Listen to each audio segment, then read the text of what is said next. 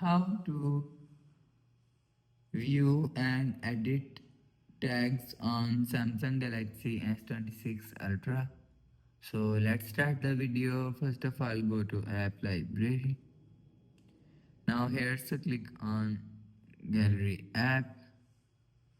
Now here, so click on folder. Now here, so click on picture. So after click on picture, click on this three dot icon. So after click on this three dot icon, click on details. So after click on details, so if you want to add tags, so click on hash add tag. So type tag from here.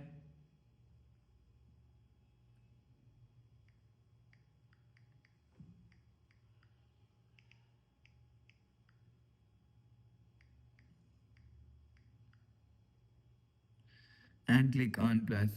So you will see hashtag is add.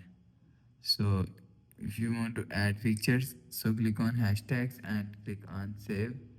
So after click on save, you will see hashtag is add on photo. So after a process, go back to home screen, refresh phone. So that's how you can view and edit tags on Samsung Galaxy S26 Ultra.